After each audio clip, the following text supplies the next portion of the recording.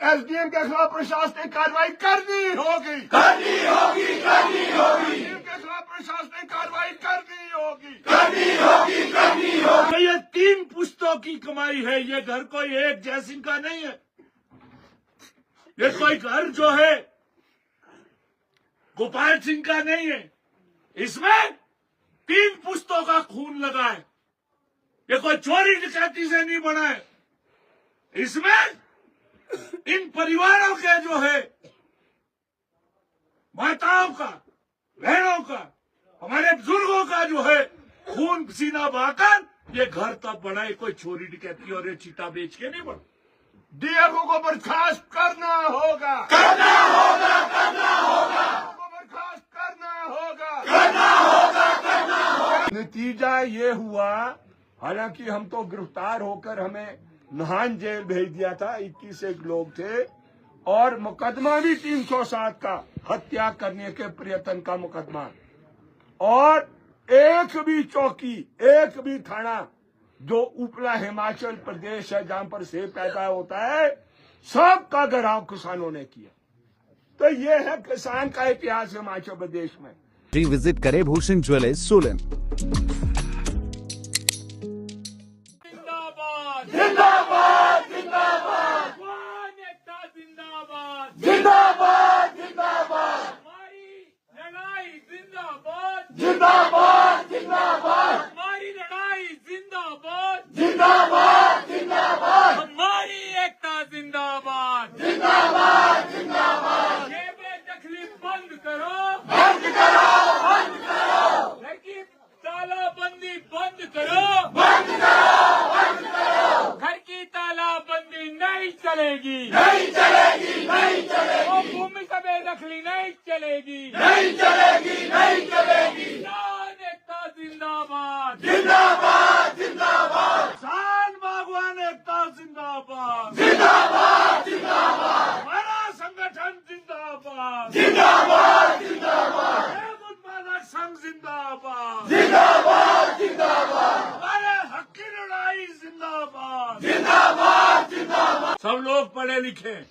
हमारे संविधान के अंदर आर्टिकल 14, आर्टिकल 19, आर्टिकल 21, ये कोई हम ज्ञाता नहीं है। आपने फेसबुक में, ये हर इंसान को जो है जिंदा रहने का हक देता है, हर इंसान को रोटी, कपड़ा और मकान का हक देता है। और देश का कानून क्या है कि जिसके पास रोजी रोटी का साधन नहीं है, वो किसान है, मजदूरी करता है, उसके लिए रोजी रोटी का साधन और उसकी व्यवस्था करना वो सरकार की जिम्मेवारी है। ये कानूनी अधिकार हमारा।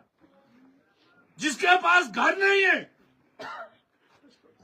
उसको घर देने की जिम्मेवारी भी जो है, राइट टू शेल्टर, ये हमारा संवैधानिक अधिकार है। दुख किस बात का है कि ये जो लोग यहां पर हर रोज लोगों को जो है तंग करने का काम कर रहे हैं, मैं बोल रहा हूं, डराने का काम कर रहे हैं पुलिस के माध्यम से। मैं संदेश देना चाहता हूं ये आप सब लोगों के माध्यम से, ये देश के अंदर किसी को भी अधिकार नहीं है कि वो संविधान और कानून से ऊपर बोले। आप लोगों ने एक मिसाल कायम की है, जिसकी कानून की रक्षा की जिम्मेवारी थी, जिस अधिकारी ने जो है उस कानून को लागू करके कार्रवाई करनी थी, वो डीएफओ सबसे बड़ा कानून तोड़कर यहां पर भेड़िए की तरह घुसा है। और जो ये 3 पुश्तों की कमाई है, ये घर कोई एक जयसिंह का नहीं है। ये कोई घर जो है गोपाल सिंह का नहीं है। इसमें 3 पुश्तों का खून लगा है। ये कोई चोरी डकैती से नहीं बना है। इसमें इन परिवारों के जो है माताओं का, बहनों का, हमारे बुजुर्गों का जो है खून पसीना बहाकर ये घर तब बना है। कोई चोरी डकैती और ये चीटा बेच के नहीं बना। डीएफओ को बर्खास्त करना होगा, करना होगा, करना होगा, बर्खास्त करना होगा, करना होगा, करना होगा। कानूनी बेदखली नहीं चलेगी। चलेगी, नहीं चलेगी, नहीं चलेगी, कानूनी बेदखली नहीं चलेगी, नहीं चलेगी, नहीं चलेगी, अमन की नीति नहीं चलेगी, नहीं चलेगी, नहीं चलेगी, अमन की नीति नहीं चलेगी, नहीं चलेगी, नहीं चलेगी, कानूनी बेदखली नहीं चलेगी। नहीं चलेगी, नहीं चलेगी। ये जो जिस तरीके से ये डीएफओ यहाँ पर डराने का काम कर रहा है, यहाँ पर धमकी दे रहा है और पुलिस को साथ में लाकर ये जो दिखाना चाह रहा है कि इस देश के कानून से ऊपर है, हम बताना चाहते हैं उस डीएफओ को कि वो एक सिर्फ जो है नौकर है। किसका नौकर है? जनता का नौकर है और उस नौकर को जनता की सेवा के लिए रखा है। ये संविधान और कानून के अंदर रखा है, ना कि उसको डराने के। शर्म आनी चाहिए उनको जो पुलिस भेज रहे। आज बसें भेजी, सबने देखी, किसलिए? कौन है अंदर गोपाल सिंह जेठा, कौन है पिंकू भाई? आज मालूम है सरकार ने 19 तारीख को खुद जो है डॉक्टर भेजकर उसका मेडिकल करवाया है। हम कह रहे हैं आप उस मेडिकल को पब्लिक करो। हम झूठ नहीं बोल रहे, सरकार झूठ बोल रही है कोर्टों के अंदर। वो है जो पिछले 16 साल से अपनी जिंदगी का संघर्ष कर रहा है। मैं बधाई देता हूं गोपाल जेठा और पिंकू भाई को, जो इस परिस्थिति के अंदर भी, आज इस माहौल के अंदर भी जो है डराने धमकाने का काम। और कल रात को एक चिट्ठी भेजी जाती है एसडीएम महोदय, क्या पढ़ा लिखा हो उन्होंने मुझे नहीं मालूम। एसडीएम महोदय जो मजिस्ट्रेट है, जिन्होंने इस क्षेत्र के अंदर कानून और व्यवस्था का वो जो है कायम करना है, वो जिम्मेवारी है उनकी। वो चिट्ठी भेज रहे हैं कि अगर कार्यवाही करते हुए उनके द्वारा गोपाल सिंह जो बिल्कुल अपाहिज है, 16 साल से 17 साल से जो है व्हील चेयर के ऊपर है, किडनी का पेशेंट है, ब्रोंकाइटिस का पेशेंट है, और उसके परिवार को कुछ हो जाता है तो उसके जिम्मेवार खुद होंगे। ये तो इजराइल नहीं करता। जब इजराइल जो दुनिया के अंदर सबसे अमानवीय काम कर रहा है आज की डेट में, वो भी जब हमला करता है गाजा के ऊपर, वो बेशक झूठ बोलता है। वो भी कहता है जहां मरीज होगा, जहां पर आम नागरिक रहते हैं, वहां पर हमला नहीं करेंगे। ये इजराइल से ऊपर जो है काम करे, ये तानाशाही देश के अंदर हम नहीं चलने देंगे। एसडीएम के खिलाफ प्रशासनिक कार्रवाई करनी होगी, करनी होगी, करनी होगी, एसडीएम के खिलाफ प्रशासनिक कार्रवाई करनी होगी, करनी होगी, करनी होगी, एसडीएम के खिलाफ प्रशासनिक कार्रवाई करनी होगी, करनी होगी, करनी होगी। तो इसलिए जो हमारी रक्षा के लिए है, जिनको जनता के लिए, जनता के सेवक और नौकर के तौर पे काम करना है, आज वो डरा है। मैं बधाई देता हूं आप तमाम किसानों, जो इस क्षेत्र के अंदर के किसान दूर दराज से सुबह 4 बजे उठकर आए हैं। मैं बधाई देता हूं कि आज आपने कानून की रक्षा की है। आज जो डीएफओ के द्वारा, जो सरकार के तंत्र के द्वारा इस देश को, कानून को तोड़ने का काम किया जा रहा था, आज आपने रोका है। इसके लिए आप तमाम लोग जो है बधाई के पात्र हैं। लड़ाई खत्म नहीं हुई। हमारी लड़ाई क्या है कि एक जो ऐसे तानाशाह अफसर है, जो जनता को डराते हैं कोर्टों के नाम पर, जो कोर्टों के आदेशों की अवहेलना करते हैं, उनके खिलाफ तुरंत सरकार कार्रवाई करे और उसको बर्खास्त करे। ये हमारी मांग है कि नहीं है? डीएम को बर्खास्त करना होगा, करना होगा, करना होगा, डीएम को बर्खास्त करना होगा, करना होगा, करना होगा, डीएम को बर्खास्त करना होगा, करना होगा, करना होगा। अवहेलना क्या है? कोर्ट एक तरफ को ऑर्डर कर रहा है और डीएफओ दूसरी तरफ से सरकार को गुमराह करके, कोर्ट को गुमराह करके, वो जो है पुलिस की मदद लेकर जो है यहाँ पर हमला करने की योजना बना। तो इसलिए ये जो कार्रवाई है, हमारा ये संघर्ष, हमारा ये आंदोलन तब तक जारी रहेगा जब तक ये जो वन विभाग के द्वारा गैर कानूनी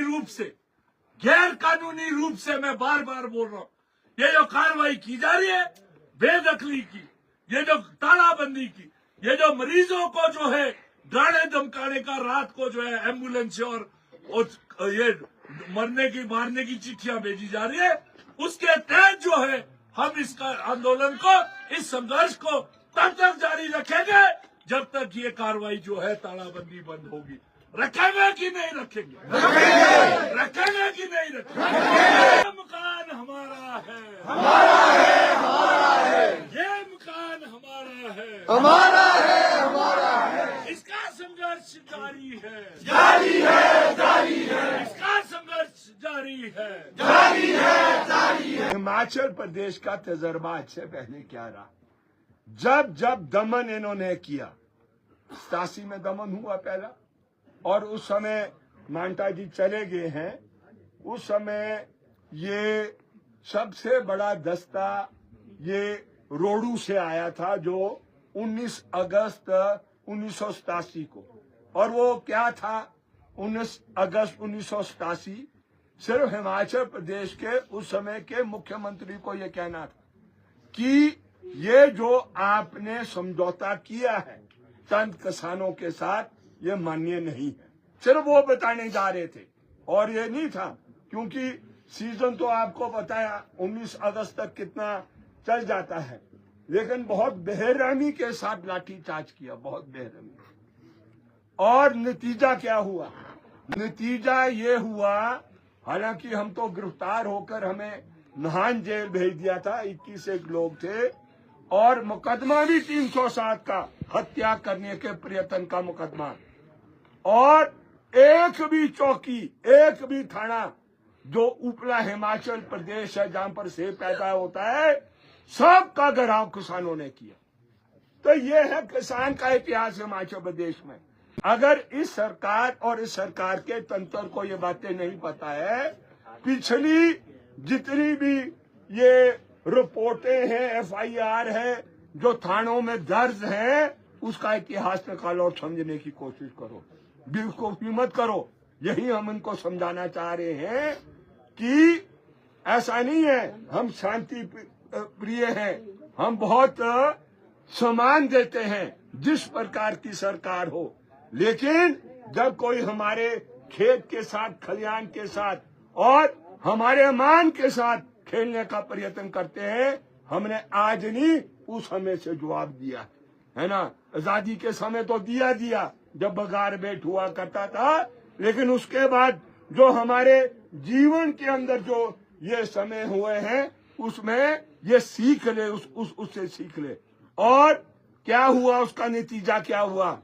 वो जो चुनाव उसके बाद हुए, बड़े बड़े दिग्गज हार गए, बड़े बड़े दिग्गज, है ना, किसी को नहीं बख्शा।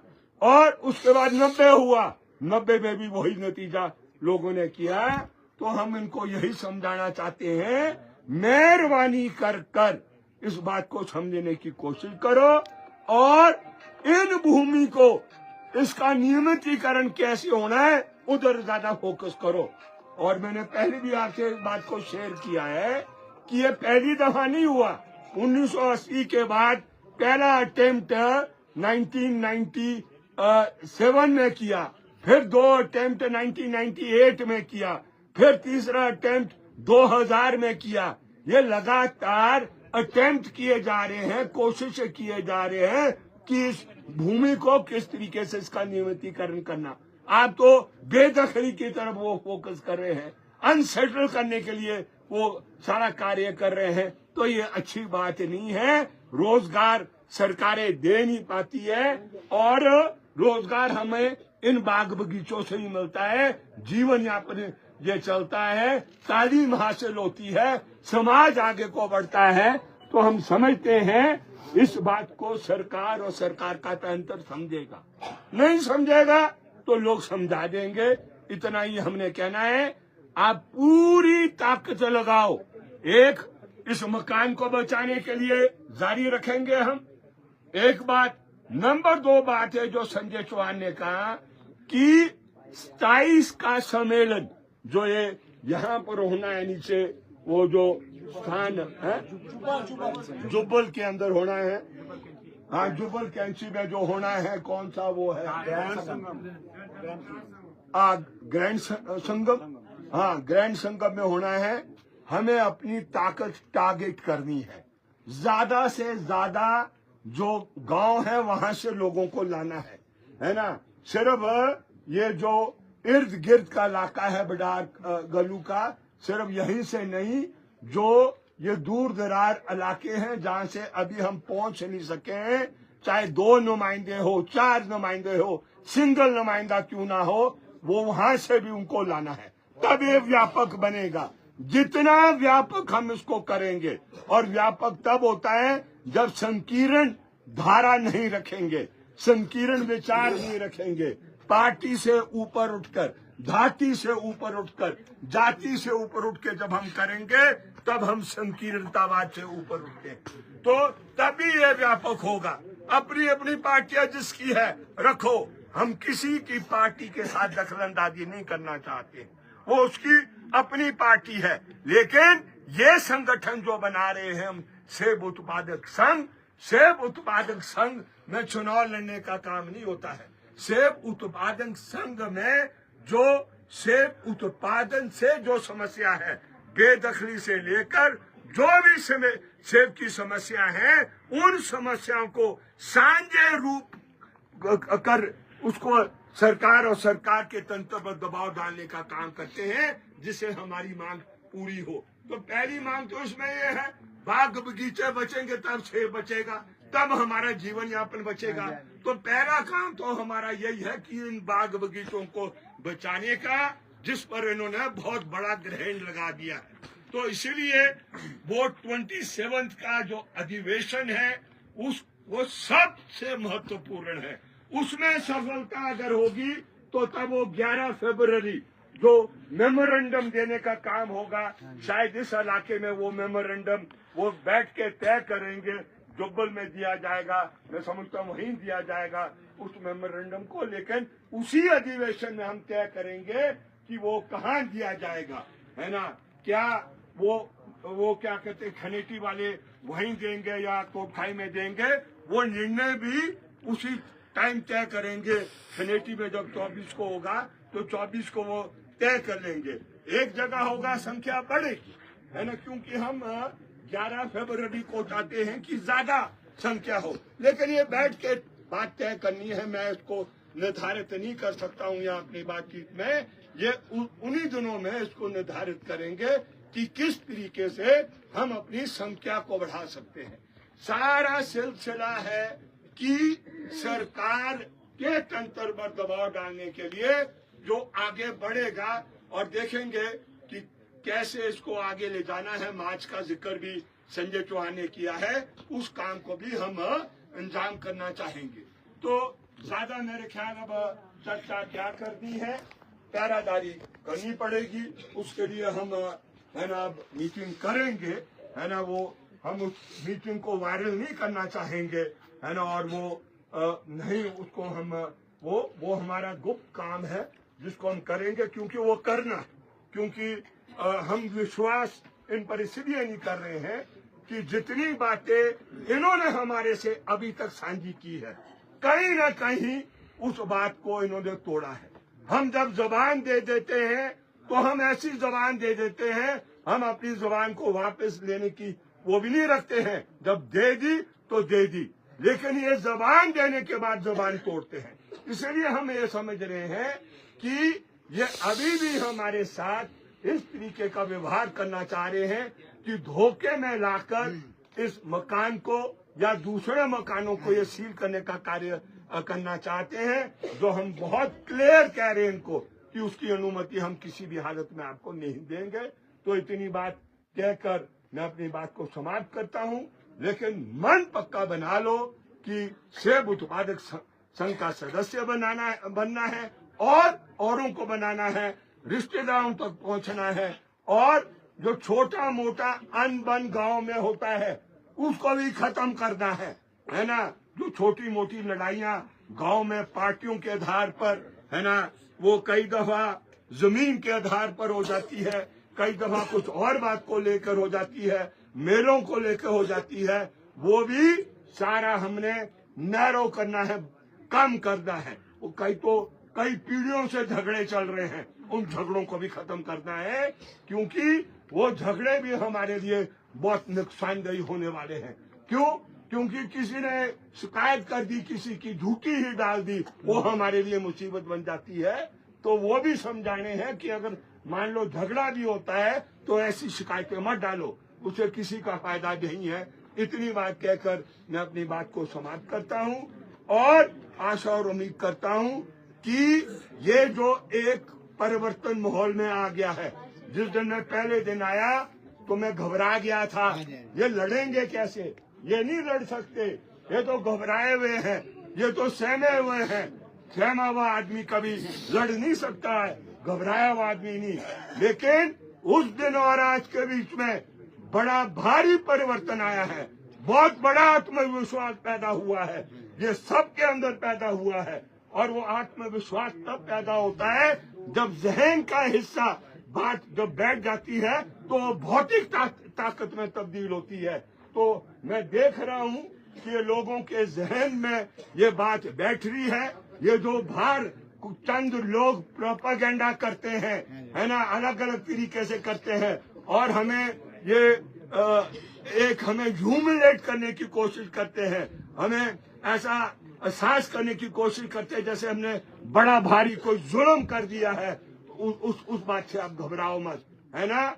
वो जो ऐसे विचार रख रहे हैं उनसे पूछो, ये जो राजाओं के पास ये जमीनें आई, ये बड़े बड़े लोगों के पास जमीनें आई, ये कहां से आ गई इनके पास? इनके पास तो ये सैकड़ों, ये क्या कहते हैं, बीघा भूमि इनके पास रही है, और हम तो 2 बीघे 4 बीघे 5 बीघे 10 बीघे से अधिक भूमि किसके पास है? कोई हमारे बीच में निकल जाए 20-25 बीघे वाला तो वो चंद लोग हैं। आम जो है, जो सरकार के भी आंकड़े कहते हैं 60% लोग, किसान हमारा ऐसा है जिसके पास 5 और 5 बीघे से कम भूमि है। तो इसलिए ये लड़ाई रहनी है और ये चलेगी, और इसको चलाना है।